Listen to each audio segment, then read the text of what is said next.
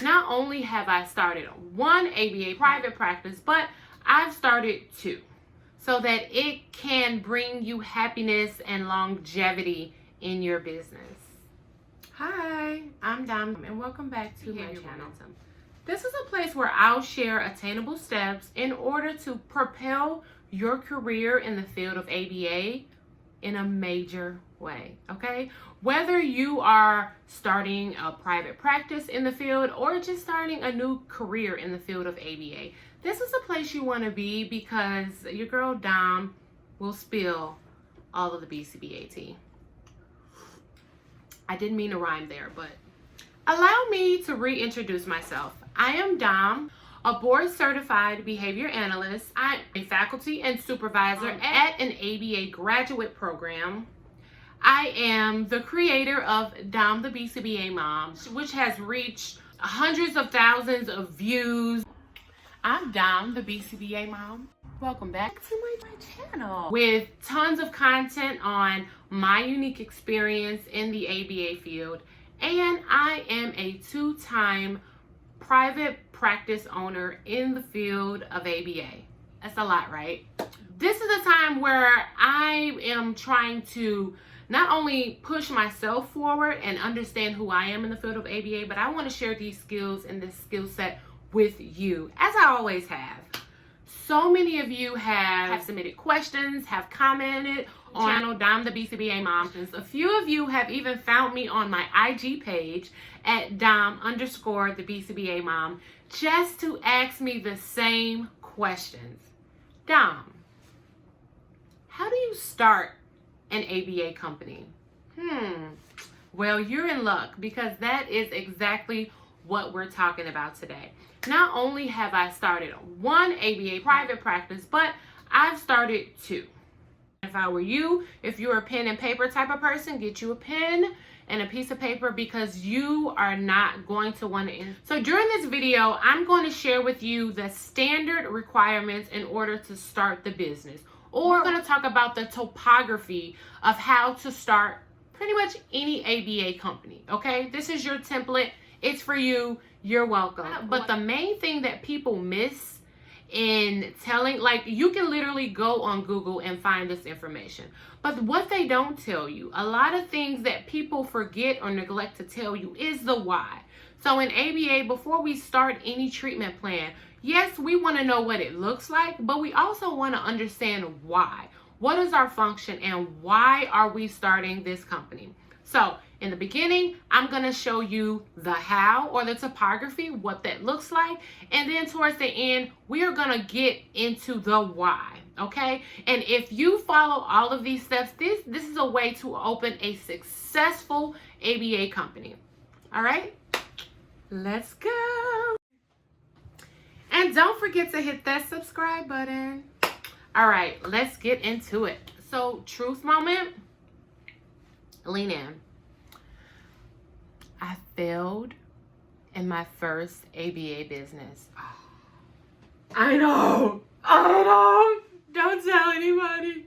So I failed in my first ABA business because I only focused on the topography. I focused on what an ABA company should look like. And I wanted my ABA company to look like everyone else's ABA company. What I've learned from my failure is not only to focus on the topography or what it looks like, but to also focus on the why. If you start with the why, if you start with your core values and the things that bring you joy, the things that you want to leave on this earth when you are no longer around, your legacy, then start to create your business plan. That is one way to ensure that you have sustainable service and that your needs are being met. Step one, you need a business plan. When you think of a business plan, you can think of this as your end goal. Some of you may have heard of this technique called backward planning. And within the business plan, you have objectives in order to reach those goals. So you always want to start with knowing what your goals are. What are your objectives? What are you trying to reach? Don't just start a business and figure out what your goals are along the way, because when you do that, you are more likely to fall into things that were never meant for you. fall into opportunities that did not have your name on it, or get stuck in situations that don't fulfill you because you didn't first establish what your goals and what your values are. So you want to do all of that in a business plan. There are several free templates and documents online that'll help you write your business plan, and I will link it in this video below. So when you think of a business plan, this is where you want to think about, well, where's your money going to come from, right? So a big portion of the business plan is also considering what is your funding source, right? Where is the money coming from?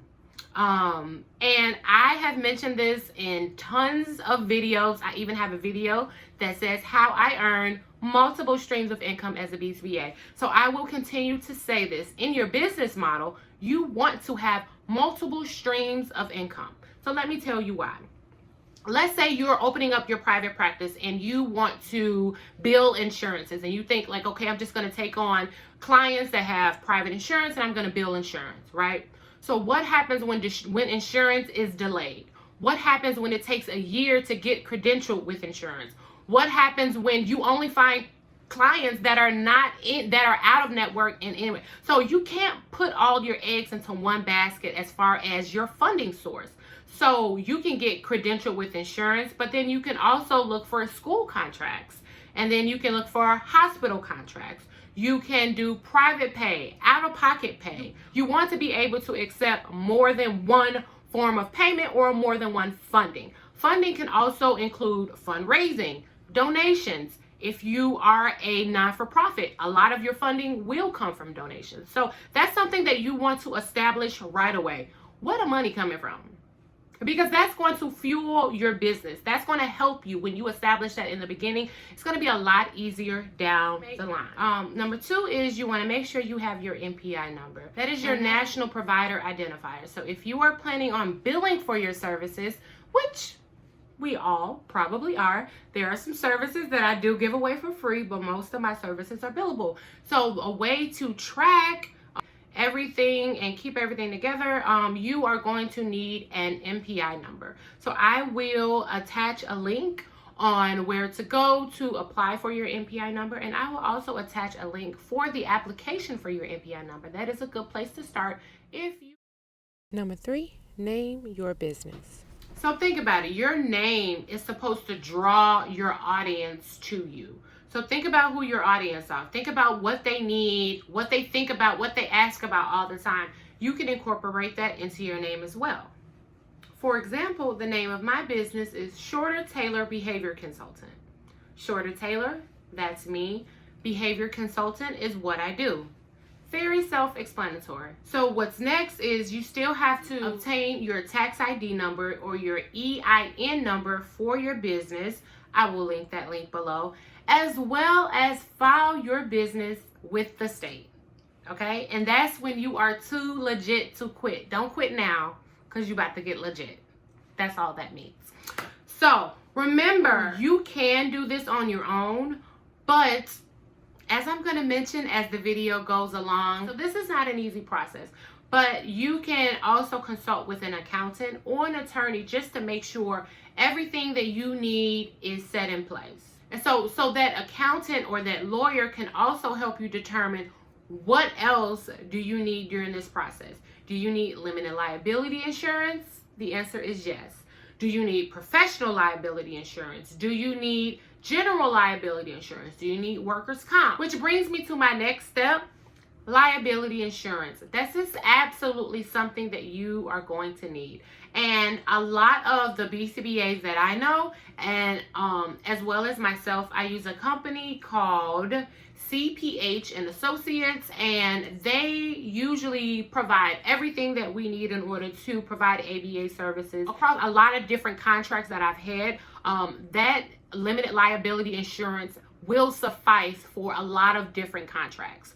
Now, there was one contract that required an additional sexual and molestation liability insurance associated with the insurance that I already had on top of that, okay? And that was a school contract. So that's why you want to talk with a professional, just to make sure your butt is covered. And then it's time to get credentialed with insurance. I know, guys, this list goes on and on and on. And that all of that is before you start getting clients, onboarding clients, hiring staff, staff training, training materials, marketing, promotion, videos, because everybody knows if you have a business and you don't have any videos, if you don't have a social media, if you're not posting content 3 times a day, it's just so much. And then we have to actually write the treatment plans and collect the data and train the staff and do the billing and I'm just overwhelmed thinking about it. Like, what are we doing to ourselves? So this was the mistake that I made in my first business. I tried to be all things to all people, and I ended up just being frustrated with myself to the point where I wanted to walk away from the field and never look back. This became so stressful that I walked away from my first business. Yes, that's right. I gave it away. We give it away. We give it away. We give it away. Absolutely. I know. I gave it away. I gave it away. I let it go. And in doing that, I allowed room for me to open up my second business. And within the first 2 months, I onboarded 20 new clients. I maintained my old school contract, and I'm just at much more peace because everything that I'm doing is aligning with my what's, my values, my goals in my life for myself. And let's get into how to incorporate everything that we just talked about, but revamp it so that it can be sustainable, so that it can bring you happiness and longevity in your business. So let's be honest. If I wanted to learn how to credential with insurance and how to write business plans and how to be an accountant and how to be a financial advisor and how to do all these things that are very essential to a business, I would have went to business school. I'm just being honest. My passion and my values is providing a specific type of therapy to a specific type of people. And the more I have to do everyone else's job, I can't do the one thing that I was placed on this earth to do, which is to provide therapy and healing in a therapeutic way. So what that taught me is it's okay to outsource, guys. This has become my mantra. This has become my mindset that I am really good at a lot of things, okay? I am really dope. Like, that has become my affirmation. And I had to keep repeating that in my head because failure will have you thinking that you effed up and that's the end. So I am good at a lot of things, but I don't have to be great at everything. If I learn how to ask for help, if I learn how to bring a community around me and how to outsource and to just be honest with what it is that I can handle on my plate, everybody will win. Literally everybody, because not only that, you're providing job security for someone who really enjoys social media management instead of just doing it yourself and it looking like trash. I'm sorry. If we learn to stay in our own lanes, traffic will just move a lot smoother. I'm just saying. So I think one of the biggest myths of entrepreneurship is the client or the customer is always right. Yeah, there's a time for that. But in the beginning stages, when you're identifying what this business is going to be, don't think about the clients. Don't think about everyone else. Think about yourself. At the end of the day, at the end of each workday, and at the end of your life, the only person that's going to be left with you is you. So if you are not doing steps every single day that brings you happiness and you peace and you joy and comfort and whatever it is that is going to propel you and your values, it's not going to work. We can't be all things to all people. So first start by being true with yourself. What is it that you value? And do your behaviors, do your business plan. Does everything that you do align with your values? If you start there. So guys, it looks like we are running out of time and I only got halfway through. So if you want more, please just hit that subscribe button. Comment on some of your questions because look, guys, I have way more tips to show you just on entrepreneurship, supervision, how to prepare for supervision, how to prepare to be a supervisor, billing, how to get contracts, just so many things that they just don't teach you in the classroom. But you can get them right here with your girl, Dom. And don't forget to hit that subscribe button. That way you get notified when I upload new videos because it just keeps getting better. It's just going to keep getting better. Okay? So you're not going to want to miss out. And I will see you next time. Bye.